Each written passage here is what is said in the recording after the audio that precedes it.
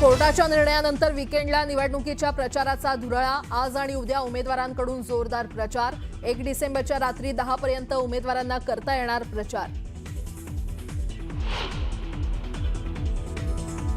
महायुतीच्या नेत्यांचा प्रचाराचा धडाका कायम। मुख्यमंत्री फडणवीसांच्या विदर्भात प्रचार सभा। उपमुख्यमंत्री शिंदेंच्या शेवगाव, लातूर आणि अकोल्यासह कोल्हापूरमध्ये सभा, तर अजितदादांच्या बीडमध्ये 4 जाहीर सभा।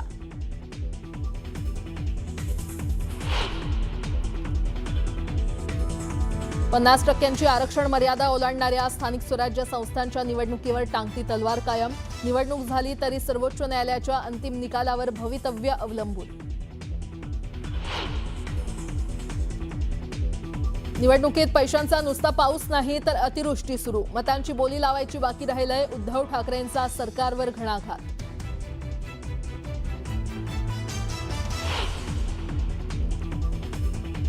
अडचणीच्या काळात देवाच्या अगोदर लोकांना धनंजय मुंडे आठवतो, तर लोकांच्या सेवेत कायम राहणार। बीडमध्ये प्रचारादरम्यान धनंजय मुंडेंचं विधान।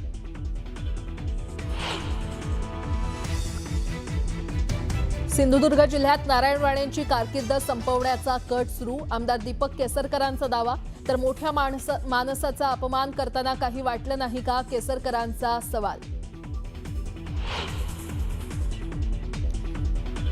कोकणात राणेबंधूंमधील संघर्ष टोकाला। जे करायचं ते करा, माझे हात स्वच्छ आहेत। नितेश राणेंच्या टीकेवर निलेश राणेंचा पलटवार।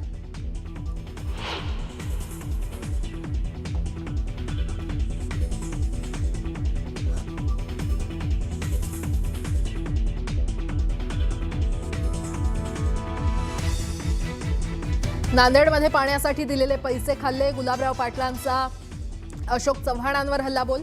जलजीवन मिशनचं एकतरी काम नांदेडमध्ये झालंय का, अशोक चव्हाणांचा गुलाबराव पाटलांवर पलटवार।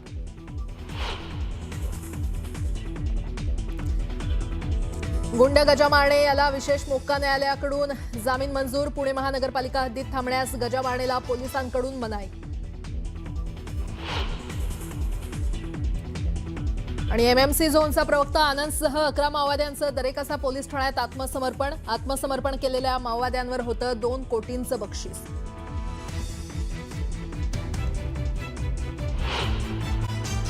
राज्यातील केवळ 2च महापालिकांनी 50% राजकीय आरक्षणाची मर्यादा ओलांडली असल्यामुळे महापालिकांच्या निवडणुका आधी घेता येतील किंवा घेता येणं सोपं होईल हा विचार करून त्याबाबतची चाचपणी राज्य निवडणूक आयोग करत असल्याची माहिती खात्रीलायक सूत्रांनी दिली आहे।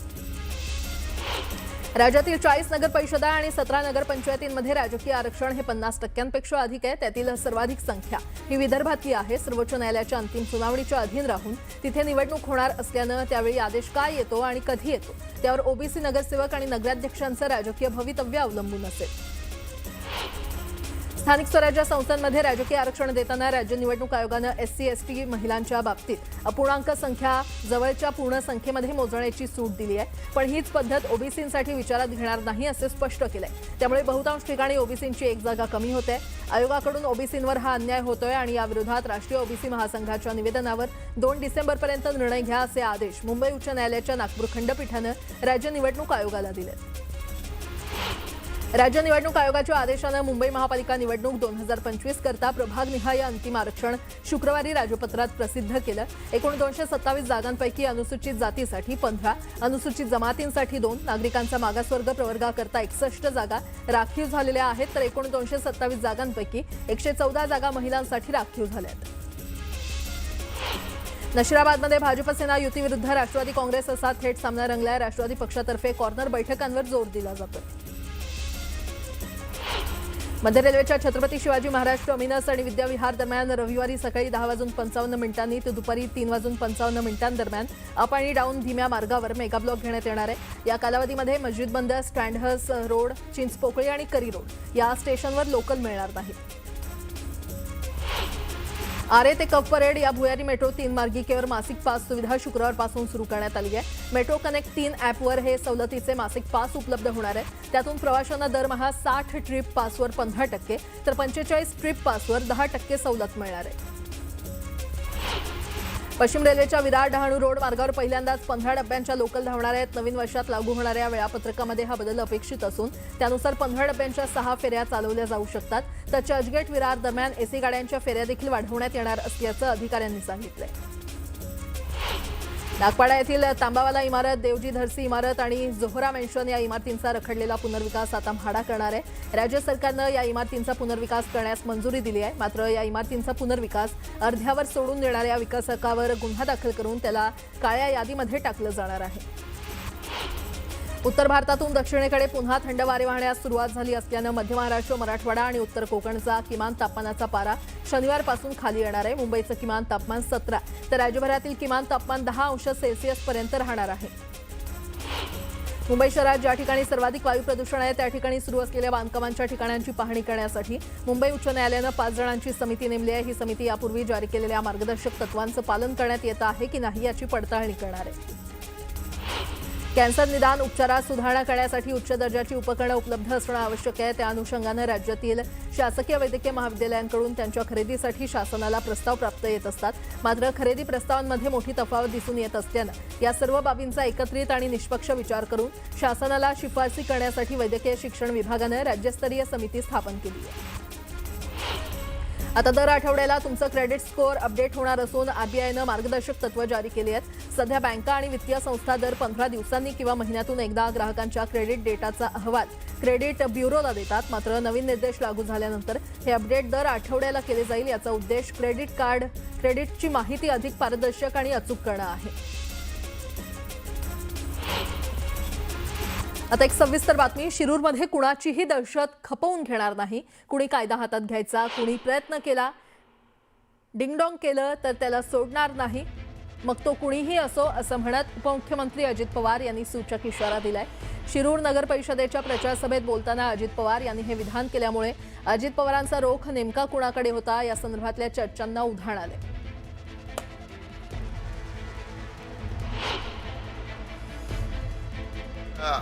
परिसरामध्ये येऊन सांगतोय, तुमच्या मोहल्ल्यामध्ये, तुमच्या शहरामध्ये येऊन सांगतोय, कुणीही जर इथं कायदा हातात घेण्याचा प्रयत्न केला किंवा डिंगडॉंग करण्याचा प्रयत्न केला तर त्याला सोडणार नाही. तो किती कुणाच्याही मोठ्या बापाचा असो नाही तर छोट्या बापाचा असो, तो आमच्या जवळचा असो किंवा लांबचा असो, आमच्याकडे सगळ्यांना न्याय समान.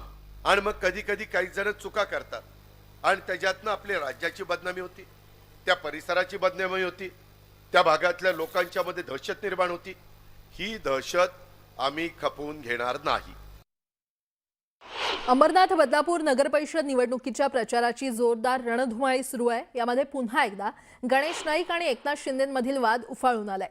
प्रवासात कुणी सोबत आलं तर त्याला सोबत घेऊ, गाडीत अडचण झाली तरी अडचणही सहन करू, मात्र कुणी बाप होण्याचा प्रयत्न करत असेल तर त्याला बाप दाखवू, असा इशारा राज्याचे वनमंत्री गणेश नाईक यांनी नाव न घेता शिवसेनेला दिलाय. पालिका भाजपच्या येणार, बदलापूर पण भाजपचे येणार ना, अंबरनाथ पण भाजपचे येणार. आता तुम्ही असं राहिलं शिल्लक काय, सगळंच भाजपचं येणार. कोणी जर आम्हाला जर प्रेमानं समजून सांगितलं तर आम्ही त्यांच्या प्रवासामध्ये बरोबर बसताना म्हणजे गाडीमध्ये अडचण झाली तरी आम्ही अडचण सहन करू. परंतु जर कोणी बाप व्हायचा प्रयत्न केला तर त्याला त्याचा बाप. त्याच्यामुळे आम्हाला बसमध्ये घ्या आम्ही बोलत नाही, तुम्हीच बसा, पण तुम्हाला उतरवण्याचं काम जे आहे ते आमच्या लाडक्या बहिणी पालघर जिल्ह्यात करणार आहेत, याच्यात वाद नाही. त्याच्यामुळे कोणी कोणाचा बाप काढू नये. लाडक्या बहिणी तुम्हाला तुमचा रस्ता दाखवतील, जो याच्या अगोदर एका लाडक्या बहिणीने दाखवला होता. बीडमध्ये धनंजय मुंडेंची सभा पार पडली आणि यावेळी बोलताना धनंजय मुंडेंनी बीडमध्ये केलेल्या विकास कामांचा पाढा वाचून दाखवला. कमळाच्या चिन्हाला घड्याळाचं चिन्ह गमछा घालत कमळ आणि घड्याळाला मतदान करण्याचं आवाहन धनंजय मुंडे यांनी केलं. अडचणीच्या काळात देवाच्या अगोदर हा धनंजय मुंडे लोकांना आठवतो, तसंच लोकांच्या सेवेत कायम राहणार असल्याचं म्हणत धनंजय मुंडे यांनी मतदारांना विश्वास दिला. एखाद्या व्यक्तीला अडचण आली तर देवाच्या अगोदर धनंजय मुंडे सारख्या एका कार्यकर्त्याचं नाव त्याला आठवतो, त्याचा फोन नंबर आठवतो आणि ती अडचण सांगतो. याच्यासारखं देवाने आपल्याला नशिबात किती करा. म्हणून इथून पुढच्याही काळात संबंध माझं जीवन तुमच्या सेवेत जाणार, त्याच्यात आम्ही कुठेही कमी पडणार नाही, हेही मी आपल्याला या निमित्तानं वचन देतो. जमलं? इथं अशी घड्याळ आहे. जमलं? आता तरी सर्वाधिक मतानं उमेदवार विजय करणार ना? सगळ्यांनी हात वर उंच करून वज्रमुठ करा. आजपर्यंत एवढा विश्वास तुम्ही माझ्यावर टाकलाय, एवढं चांगलं काम करून दाखवील की पुढच्या पिढ्या सुद्धा या ठिकाणी विश्वास टाकतील आणि आम्हाला सुद्धा आपली सेवा करायची ऊर्जा मिळेल. या पक्षांमधील घराणेशाहीवर बोट ठेवत इतर पक्षांप्रमाणे भाजपमध्ये घराणेशाही चालत नाही असं मंत्री गिरीश महाजन यांनी म्हटलंय. याच मुद्द्यावरून त्यांनी काँग्रेस आणि शरद पवारांची राष्ट्रवादी आणि उद्धव बाळासाहेब ठाकरे शिवसेनेवर जोरदार टीका केली आहे. तर महाविद्यालयामध्ये असताना हाणामाऱ्या केल्याचीही कबुली मंत्री गिरीश महाजन यांनी दिली. मालेगाव इथे बंडू काका बच्छाव यांच्या भाजप प्रवेश सोहळ्यादरम्यान कार्यक्रमात ते बोलत होते. याच कार्यक्रमात हेलिकॉप्टरमध्ये बिघाड झाला, मात्र आपला जीव थोडक्यात कसा बचावला याचा किस्साही त्यांनी सांगितलाय.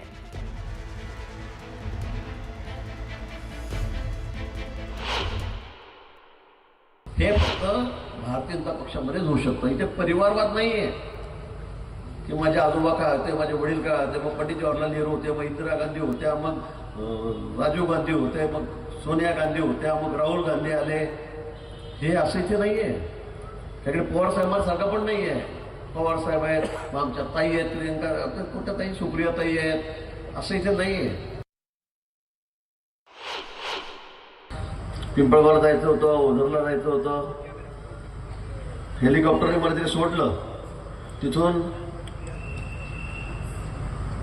एअरपोर्टवर आलो मी ओझरला आणि येता येताच कॅप्टनने आम्हाला सांगितलं की त्या फॅनमध्ये काही ऑइल असतं त्याच्या, तर ते गळायला लागलेलं आहे. मी म्हटलं आता खाली उतरल्यावर सांगितलं तर वरती काय सांगतोय.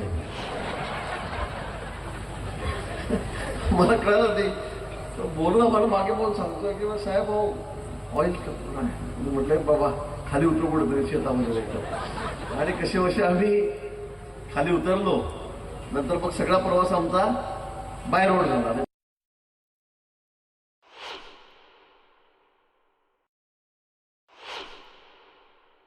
ठाकरेंकडे बाळासाहेब होते, स्वर्गीय आमचे नेते, नंतर उद्धवजी आलेत, नंतर छोटे राजकुमार आलेत, चालले 3-4 पिढ्या. तुमचं काम असो नसो, पण तुम्ही त्या घरातले आहात ना, मग तुम्ही खूप मोठे आहात. बाकी काम करणारे, झिजणारे, म्हणणारे कार्यकर्ते बाजूला. त्याचं वय 80 झालं, पण त्यांना ते पद नाही, पण पद मात्र आमच्या घरच्या लोकांना. नागपूर महानगरपालिका निवडणुकीमध्ये ओबीसींच्या 7 तर जिल्हा परिषदेमध्ये 5 जागा कमी होणार असल्याचं कळत आहे. 8 नगरपरिषद तर 9 नगरपंचायतमधील ओबीसींच्या जागांवर आता टांगती तलवार कायम आहे. नागपूर जिल्ह्यामध्ये ओबीसींच्या 98 जागांवर पोटनिवडणुकीची टांगती तलवार आहे. 50% वर गेलेल्या आरक्षणाची पुनर्रचना होण्याची शक्यता असून पुनर्रचना झाल्यास त्याचा फटका ओबीसींच्या जागांना बसणार आहे. महिला आरक्षणाला देखील याचा फटका बसू शकतो आणि त्यामुळे राजकीय समीकरण देखील बदलणार आहे. पुन्हा एकदा बातम्या पाहणार आहोत वेगवान स्वरूपात. चिकलठाणा विमानतळावर 2 वर्ष देशांतर्गत आणि विदेशी सेवेसाठी एअर एशियाला लँडिंग चार्जेस माफ करण्याच्या प्रस्तावाला मान्यता देण्यात आलेली आहे. अतिरिक्त इन्सेंटिव्ह आणि लँडिंग चार्जेस माफ केल्यानं एअर एशियाच्या प्रति लँडिंग 1 लाख ते 1.5 लाख रुपयांचा फायदा होणार आहे. अहिल्यानगरच्या निंबळक येथील युवक अमोल कांबळेवर प्राणघातक हल्ला करण्यात आला. हल्ल्यामध्ये युवक गंभीर जखमी होऊन कोमात गेला असून त्याची प्रकृती चिंताजनक आहे. आरोपींवर खरं तर तात्काळ कारवाईची मागणी करण्यात आली आहे. छत्रपती संभाजीनगरच्या महानगरपालिका निवडणुकीसाठी जाहीर करण्यात आलेल्या प्रारूप मतदार याद्यांमध्ये मोठा घोळ समोर आलाय. मनपा प्रशासक जे श्रीकांत यांनी मतदारांनी दाखल केलेल्या हरकती वाचून दुरुस्तीचे निर्देश दिले. पक्षाच्या उमेदवारांसाठी जास्तीत जास्त सभा घेण्यासाठी पुन्हा एकदा उपमुख्यमंत्री एकनाथ शिंदे यांची धावपळ पाहायला मिळाली. कराड नगरपरिषदेचे नगराध्यक्षपदाचे उमेदवार राजेंद्र सिंह यादव यांच्यासाठी सभा घेतल्यानंतर विटा नगरपरिषदेच्या प्रचारसभेला निघण्यासाठी रात्री 9:30 वाजता उपमुख्यमंत्री शिंदेंनी धावपळ करत गाडी गाठली. छत्रपती संभाजीनगरच्या डॉक्टर बाबासाहेब आंबेडकर वसतिगृहातील जेवणात पाल निघाल्याप्रकरणी अखेर 4 दिवसांनी गुन्हा दाखल करण्यात आलाय. सर्वच स्तरातून टीका झाल्यानंतर प्रभारी गृहप्रमुख आतिश ससाणे यांच्या तक्रारीवरून मेसचा कंत्राटदार डीएम एंटरप्राइजेसचा नागनाथ अप्पा गौरशेट्टे याच्यावर गुन्हा दाखल करण्यात आलाय. मलकापूर नगरपरिषदेसाठी तिरंगी लढत होत असून शिवसेना धनुष्यबाणावर स्वतंत्र लढते आणि या ठिकाणी अक्षय संजय मोहिते हे शिवसेनेचे नगराध्यक्षपदाचे उमेदवार आहेत. प्रचारसभेच्या शेवटी एकनाथ शिंदे यांनी आपला मित्र संजय मोहिते याची आठवण काढत त्याच्या मुलाला निवडून द्यावं, हीच माझ्या मित्राला श्रद्धांजली ठरेल असं म्हटलं. 6 महिन्यांपासून पंचतारांकित हॉटेलमध्ये राहणाऱ्या तोतया IAS महिला अधिकारी कल्पना भागवतच्या मोबाईलमध्ये केंद्रीय गृहमंत्र्यांचा OSD म्हणून मिरवणाऱ्या अभिषेक चौधरीच्या मुसक्या आवळल्या. दोघेही दिल्लीतच सापडले. नितेश राणे आणि निलेश राणेंच्या भांडणावर खेडचे माजी आमदार दिलीप मोहिते पाटलांनी प्रतिक्रिया दिली आहे. 2 सख्खे भाऊ ज्यावेळी एकमेकांच्या विरोधात भांडतात त्यावेळी नक्कीच काहीतरी झालंय, हे महाराष्ट्राच्या जनतेनं ओळखावं असं मोहिते पाटलांनी म्हटलं. उमरगा येथील प्रचार सभेमध्ये प्रताप सरनाईक यांनी डायलॉगबाजी केली. एक बार कमिटमेंट कर दी तो फिर मैं अपने आप की भी नहीं सुनता. हम अगर किसी के साथ दिल से जुड़ जाते हैं तो उनके लिए हम खास काम करते हैं असं डायलॉग म्हणत सरनाईकांनी राजकीय टोलेबाजी केली. 2 भावांच्या भांडणात धाराशिव जिल्ह्याचं नुकसान झालं असं वक्तव्य धाराशिवचे पालकमंत्री प्रताप सरनाईक यांनी केलंय. महायुती सरकारनं कोट्यवधी रुपयांचा निधी दिलाय. त्या निधीतून जिल्ह्याचा विकास करण्याऐवजी एक जण पाण्यामध्ये उतरून रील बनवतो तर दुसरा समाज माध्यमांवर स्वतःची पाठ थोपटून घेतो अशी टीका प्रताप सरनाईक यांनी खासदार ओमराजे निंबाळकर आणि आमदार राणा जगजितसिंह पाटील यांच्यावर केली आहे. काळ आला होता पण वेळ आली नव्हती याचा प्रत्यय मंत्री गिरीश महाजनांना आला. जामनेरहून ओझरकडे जाताना हेलिकॉप्टरच्या पंख्यातून ऑइल गळती झाली. पायलटनं सुखरूप हेलिकॉप्टर उतरवल्यामुळे गिरीश महाजन थोडक्यात बचावले. आता एक मोठी बातमी. नागपूरच्या शासकीय मेयो रुग्णालयातील न्यायवैद्यक विभागाचे विभाग प्रमुख डॉक्टर मकरंद व्यवहारे यांच्या विरोधात पोलिसांनी विनयभंगाचा गुन्हा दाखल केलाय. निवासी महिला डॉक्टरचा छळ केल्याप्रकरणी तहसील पोलीस स्टेशनमध्ये हा गुन्हा दाखल करण्यात आलाय. 27 वर्षीय तक्रारदार महिला शासकीय रुग्णालयाच्या न्यायवैद्यकशास्त्र विषयात पदव्युत्तर पदवीच्या प्रथम वर्षाला शिकते. एकटीला वारंवार आपल्या कक्षात बोलावून आपत्तीजनक व्यवहार करत असल्याचा आरोप तक्रारदार महिला डॉक्टरनं केलाय. महिला डॉक्टरनं वरिष्ठांकडे याबाबतची तक्रार करूनही दुर्लक्ष करण्यात आलं आणि ज्यानंतर महिला डॉक्टरनं तहसील पोलीस स्टेशनमध्ये तक्रार दाखल केली. या प्रकरणी डॉक्टर व्यवहारे यांच्या विरोधात गुन्हा दाखल न झाल्यास आंदोलनाचा इशारा निवासी डॉक्टरांची संघटना माडनं दिला होता. पोलिसांनी डॉक्टर मकरंद व्यवहारे विरुद्ध विनयभंगाचा गुन्हा दाखल केला असून त्यांना चौकशीसाठी बोलावण्यात येणार आहे.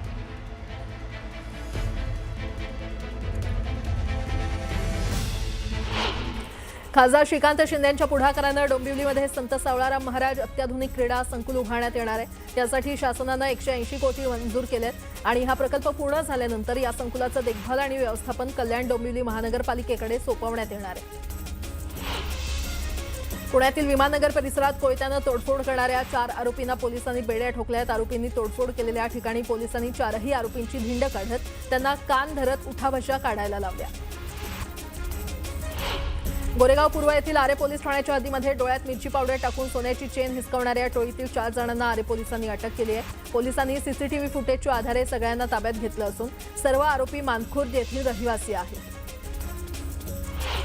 MMC झोनचा प्रवक्ता आनंदसह 11 माओवाद्यांनी आत्मसमर्पण केलं आहे. दरेकसा पोलीस ठाण्यामध्ये माओवाद्यांनी आत्मसमर्पण केलं असून आत्मसमर्पण केलेल्या माओवाद्यांवर 3 राज्यात 2 कोटींचं बक्षीस होतं.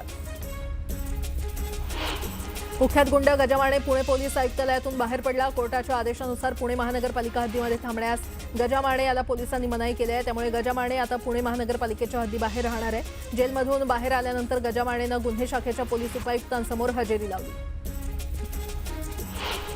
मुंबई महानगरपालिकेचे वादग्रस्त सहाय्यक आयुक्त महेश पाटील यांना सक्तीच्या रजेवर पाठवण्यात आलंय. पालिका आयुक्त भूषण गगराणी यांनी याबाबत तातडीचे आदेश दिले. नगरपरिषद निवडणूक आणि मतमोजणीमुळे जळगाव जिल्ह्यामध्ये 2 आणि 3 डिसेंबरला आठवडे बाजार बंद ठेवण्याचे आदेश जिल्हाधिकारी रोहन घुगे यांनी दिलेत. नागरिकांच्या सोयीसाठी संबंधित आठवडे बाजार इतर दिवशी भरवण्याबाबत आवश्यक ती व्यवस्था प्रशासनाकडून करण्यात येणार आहे. निवडणुकीच्या धामधुमीत प्रचारासाठी वेळेत पोहोचण्यासाठी नेत्यांची चांगलीच धावपळ होते. शिर्डी विमानतळावर एकनाथ शिंदेंची धावपळ झाल्याचं पाहायला मिळालं. एकाच दिवशी अनेक सभा घेण्यासाठी नेत्यांची दमछाक होते. कोपरगाव येथील हेलिपॅडवर उतरताच उड्डाणाच्या वेळेत पोहोचण्यासाठी अजित पवार धावत पळत सभेसाठी निघाले. नेत्यांची ही धावपळ कॅमेऱ्यामध्ये कैद झाली आहे. मतदानाच्या आदल्या दिवशी 10 वाजेपर्यंत सभा घेता येणार असल्याचं अजित पवार यांनी म्हटलंय. तर तुम्ही कशाची वाट पाहणार? जे तुमच्या मनात नाही ते माझ्या मनात नसल्याचंही म्हणालेत. असं म्हणत पैसे वाटपावरून त्यांनी अप्रत्यक्षपणे टोला लगावला. कल्याण डोंबिवली महानगरपालिकेच्या निवडणुकीपूर्वी राज ठाकरेंना मोठा धक्का बसलाय. कल्याण ग्रामीणचे मनसे जिल्हाध्यक्ष प्रकाश भोईर यांनी राजीनामा दिलाय. दरम्यान प्रकाश भोईर हे भाजपमध्ये प्रवेश करणार असल्याची माहिती समोर आली आहे. रविवारी हा पक्षप्रवेश होणार असल्याचंही बोललं जातंय. बदलापुरात दुचाकी रॅलीच्या माध्यमातून अदिती तटकरे यांनी जोरदार प्रचार केलाय. बेलवली, मोहनानंदनगर स्टेशन आणि कात्र या भागात बाईक रॅलीच्या माध्यमातून प्रचार करण्यात आला. दरम्यान अदिती तटकरे यांनी दुचाकीवर बसून मतदारांशी संवाद साधला. दोन भावांनी एकत्र यावं पण ते निवडणुका जिंकतील का असा सवाल करत चंद्रकांत पाटलांनी ठाकरे बंधूंवर टीका केली आहे. तर ठाकरेंचे 75 नगरसेवक शिवसेनेमध्ये गेले, त्यांना उमेदवार शोधावे लागणार असल्याचा टोला देखील त्यांनी लगावला. सिद्धाराम म्हेत्रेंची 1 तारखेची सभा ही विजयी सभा होणार असल्याचं उद्योगमंत्री उदय सामंत यांनी म्हटलंय. तर पुढील 5 वर्षात किमान 500 मुलं मुली स्वतःच्या पायावर उभे राहतील, ही जबाबदारी माझी असल्याचंही ते म्हणाले. बीडच्या अंबेजोगाईमध्ये नगरपालिकेसाठी उमेदवारांकडून जोरदार प्रचार करण्यात येतोय. तर भाजप आणि राष्ट्रवादीच्या नेत्यांची प्रतिष्ठा पणाला लागली आहे. दरम्यान कुणाचा विजय होणार हे पाहणं महत्त्वाचं ठरणार आहे. आता एक सविस्तर बातमी. नांदेडमध्ये शिवसेना आणि भाजपच्या नेत्यांमध्ये वार पलटवार सुरू आहे. नांदेडच्या पाणी प्रश्नावरून गुलाबराव पाटलांनी केलेल्या टीकेला भाजप नेते आणि राज्यसभा खासदार अशोक चव्हाण यांनी जोरदार उत्तर दिलं.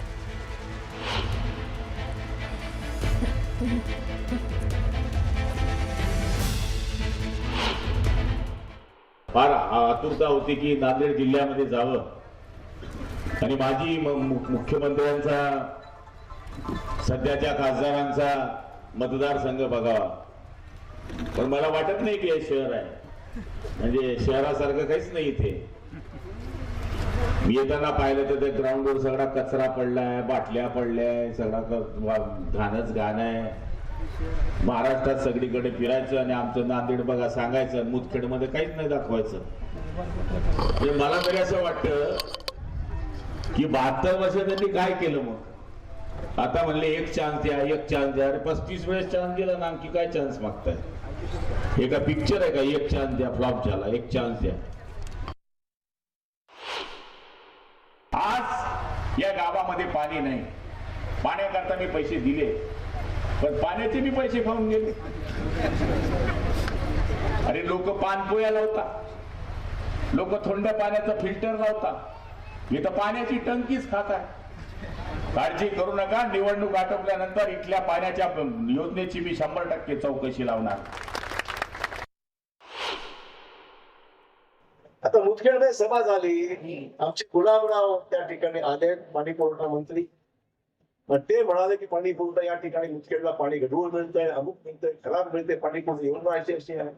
मला गुलाबराव पाटील आज विनंती करायची, गुलाबरावजी मागच्या सरकारमध्ये उद्धव ठाकरे सरकारमध्ये तुम्ही पाणी पुरवठा मंत्री होता, आजही पाणी पुरवठा मंत्री आहात.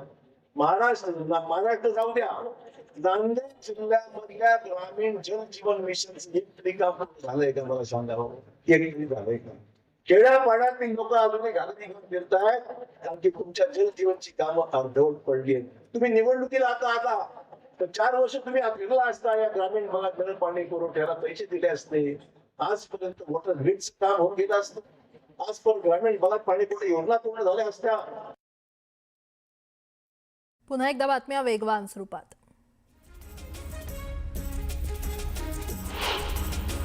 परभणीच्या गंगाखेडमध्ये धनंजय मुंडेंच्या प्रचार सभेचं आयोजन करण्यात आलं होतं. गंगाखेडचा विकास वाराणसीप्रमाणे करणार असल्याचं आश्वासन धनंजय मुंडे यांनी दिलं. हिंगोलीच्या कळमनुरीमध्ये संतोष बांगर यांच्या कॉर्नर सभेचं आयोजन करण्यात आलं होतं. यावेळी त्यांनी अश्लेषा चौधरींसह शिवसेनेच्या उमेदवारांचा प्रचार केला. हिंगोलीमध्ये ठाकरेंच्या शिवसेनेकडून मशाल रॅलीचं आयोजन करण्यात आलं होतं. नगराध्यक्षपदाच्या उमेदवार अर्चना भिसेंचा यावेळी प्रचार करण्यात आला. लोणावळ्यातील रस्त्यावर प्रचार मोहीम संपल्यानंतर विखुरलेली फुलं आणि नारळांवरून मतदारांनी खोचक प्रतिक्रिया दिल्या. उद्घाटनांचे नारळ फोडले असते तर रस्त्यावर पडलेले नारळ आम्हाला उचलावे लागले नसते, अशा शब्दात मतदारांनी राजकीय नेत्यांना टोला लगावलाय. जुन्नरमधून स्नेहल खोत यांना उमेदवारी दिली आहे. पुढील 5 वर्षांसाठी स्नेहल खोत यांच्या हातात सूत्र देऊन विकासाला साथ देऊया असं म्हणत उपमुख्यमंत्री अजित पवार यांनी राष्ट्रवादीला साथ देण्याचं आवाहन केलं. उपमुख्यमंत्री एकनाथ शिंदेंची येवल्यामध्ये सभा पार पडली. यावेळी शिंदेंनी नाव न घेता मंत्री छगन भुजबळांवर टीका केली आहे. येवल्याचा विकास झाला नाही, येवल्याचा विकास करण्यासाठी सेनेच्या उमेदवारांना विजयी करा असं आवाहन उपमुख्यमंत्री शिंदेंनी केलंय. संजीवराजे नाईक निंबाळकर, रघुनाथ राजे नाईक निंबाळकर यांनी शिवसेनेमध्ये प्रवेश केला. उपमुख्यमंत्री एकनाथ शिंदेंच्या उपस्थितीमध्ये हा पक्षप्रवेश सोहळा पार पडला.